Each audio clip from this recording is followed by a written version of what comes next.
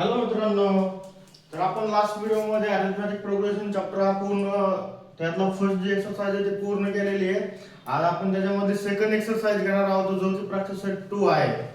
त्याच्यामध्ये आपण बघणार आहोत की त्यामध्ये आपल्याला अरिथमेटिक प्रोग्रेशन इक्वेशन दिलेलं आहे. त्याच्यामध्ये आपल्याला जी फाइंड आउट करायची ती टर्म्स फाइंड आउट करायला लागणार जसं आयडियलला, जी की फर्स्ट टर्म राहते T1 T2 T3 T4 असेल. त्यानंतर त्याचा डिफरन्स ह्या ज्या आहेत आता कॉमन गोष्टी इथून पुढे जे बी आपण एक्झाम्पल सोडणार त्याच्यामध्ये फर्स्ट टर्म असेल डिफरन्स असेल या गोष्टी आपल्याला कॉमनली फाइंड आउट करायला लागणार का. त्याच्यामध्ये ते आज ते एक एक्स्ट्रा क्वेश्चन ऍड केलेला आहे ज्यामध्ये की त्यांनी सांगितलं और एखादी टर्म सांगितलं जसं की 20 असेल 50 असेल 60 असेल किंवा 55 अशी एखादी टर्म सडनली त्यांनी फाइंड आउट करणार सांगणार ते, किंवा त्यांनी सांगणार 55 टर्मची व्हॅल्यू ही व्हॅल्यू एवढी याची की किती टर्म्स असेल. त्यासाठी आपल्याला जे फॉर्म्युला आहे ते फॉर्म्युला आपल्याला tn = a plus in bracket n-1 into d या फॉर्म्युला आपल्याला यूज करून काय करायचं ते पुढचं सॉल्व करायचं. तर आता आपण बघू की त्यामध्ये जे एक्सरसाइज 3.2 आहे त्याच्यामध्ये तुम्हाला काय केलेलं त्यांनी पहिले की एक बॉक्स टाइप दिलेले जे की तुम्ही बघू शकताय, ज्याच्यामध्ये तुम्हाला जे क्वेश्चन सांगितलेले आहेत क्वेश्चन मध्ये त्यांनी काय केलंय एक याची व्हॅल्यू टाका T2 T3 अशी व्हॅल्यू टाकायला सांगितलेली आहे, ज्याच्यामध्ये की त्यांनी काय केलेलं आहे इथं त्याचा डिफरन्स वगैरे जे आपण लास्ट एक्सरसाइज मध्ये बघितलं सेम तसंच आहे. आता तुम्हाला सांगतो ह्याच्यामध्ये त्यांनी काय केलंय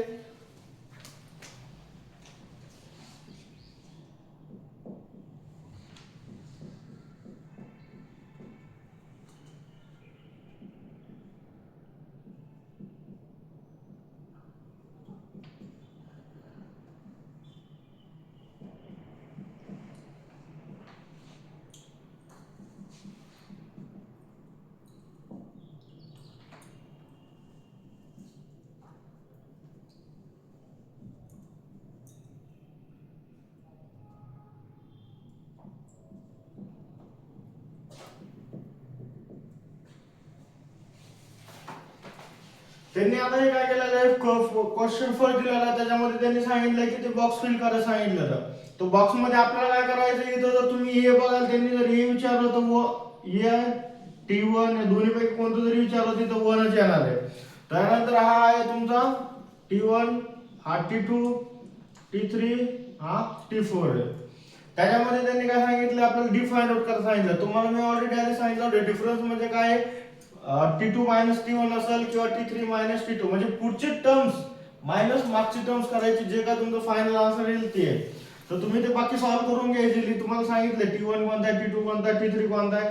त्याच्यामध्ये ज्यावेळेस तुम्ही डिफरन्स घेईल तर 1 आणि 7 8 8 आणि 7 15 15 आणि 7 22 म्हणजे आता अर्थ तुमचा D इक्वल टू किती येणार आहे 7 येणार आहे. त्यानंतर तुम्ही जर हा बघितला तर तुमचा A असेल किंवा T1 असेल तर हा 3 आहे. तर त्यामध्ये जर तुम्हाला डिफरन्स बघायचं म्हटलं तर 3 आणि 6 3 मध्ये 3 ऍड केले तर 6 होते 6 3 9 9 3 12 म्हणजे डिफरन्स किती आहे तुमचा 3 आहे. सेम त्याच्यामध्ये थर्ड मध्ये जर गेला तर -3 मध्ये जर -5 ऍड केले तर -8 होते. 8 आणि 5 13 13 आणि 5 18 म्हणजे -5 आहे तुमचा काय डिफरन्स म्हणजे A equal to T1 equal to -3 and D equal to -5 येऊन जाते तुमचं. सेम त्याच्यामध्ये जर बघायला गेलं त्यामध्ये 10चा डिफरन्स आहे म्हणजे तुमचं A equal to T1 equal to 70 आहे आणि D इक्वल टू -10 आहे. हा तुमचा T1 असेल किंवा फर्स्ट टर्म असेल तर ते तुम्हाला फाइंड आउट सांगितलं मी तुमचे D सांगितले तर जे आहे ते तुमचे ज्या तुम्ही मागचा व्हिडिओ बघितला नसाल त्याच्या मागचा व्हिडिओ बघून घ्या. मागच्या व्हिडिओमध्ये तुम्हाला इझिली कळून जाईल की मी कसं सॉल्व केलेलं आहे कसं नाहीये. त्यामध्ये तुम्ही फक्त शॉर्ट आउट चेक करा की तुमचा डिफरन्स बरोबर येतोय का आणि फर्स्ट टर्म बरोबर येते का, फक्त या गोष्टी महत्त्वाच्या आहेत. बाकी आधीच तुम्ही मागच्या व्हिडिओमध्ये रेफर करू शकताय. तर आता क्वेश्चन मी सेकंड घेतो.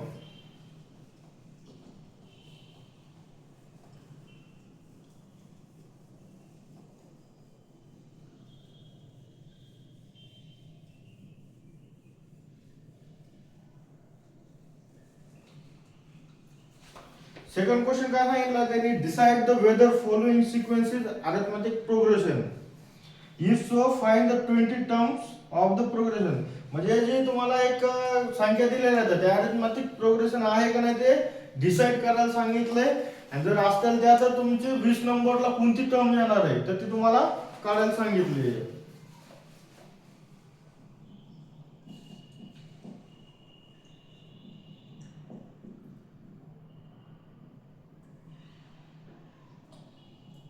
-12 -5 2 9 16 23 आणि 30 तुम्हाला 30 सांगितलेलं तर तुम्ही चेक करताना याच्यामध्ये की आता जर डिफरन्स बघायला गेला तर याची फर्स्ट टर्म काय a equal to t1 equal to -12 दिलेलं आहे. जर याचा डिफरन्स जर बघायला गेलं तर 12 मध्ये जर +7 ऍड केले तर 5 येतात 5 मध्ये +7 केले तर 2 2 आणि 7 9 7 16 आणि 7 23 म्हणजे आता जर d बघायला गेलं तर d equal to t2 minus t1 equal to -5 -12 7 येते मायनस मायनस प्लस होऊन 12 12 तून 7 गेले -5 गेले किती आले तर +7 म्हणजे आता डिफरन्स जे आहे तो किती आहे 7 आहे. ह्याची फर्स्ट टर्म जे आहे ते -12 आहे. त्याच्यामध्ये त्यांनी सांगितलंय की 20 टर्म फाइंड आउट करायला सांगितली आहे. आता किती 3 आणि 3 6 सातवी टर्म किती आहे 30 आहे. तर अशा पुढे जर बघायला गेलं तर आपल्याला काय करायचंय 20 टर्म फाइंड आउट करायची आहे. तर फाइंड आउट करण्यासाठी मी तुम्हाला सांगितलं होतं फॉर्म्युला जर तुम्ही हे केलं तर फॉर्म्युला काय आहे tn equal to a plus n minus 1 into d हा तुमचा जरा फॉर्म्युला. त्याच्यामध्ये आपल्याला कोणती टर्म फाइंड आउट करायची आहे 20 म्हणजे यांच्या जागेवर काय टाकायचं 20 इक्वल टू a किती तुमचा -12 प्लस आता n किती तुमचा 20 म्हणजे 20 मायनस 1 इंटू किती 7 कारण d किती आलेला आपल्याला 7 आलेला आहे. आता मी थोडं शॉर्टकट मध्ये घेतलंय तुम्ही जर मागचा व्हिडिओ बघितला तर तुम्हाला हा d कसा फाइंड आउट केलाय तो तुम्हाला कळून जाईल. मी थोडं शॉर्टकट मध्ये घेतलंय कारण आपल्याला पुढचं सुद्धा सिलेबस घ्यायचा आहे. ज्यावेळेस आपण पूर्ण डिटेल मध्ये बॅच घेणार होतो त्यावेळेस तुम्हाला पूर्ण गोष्ट एक ना एक मी समजून सांगेल. तर सॉल्व करूया.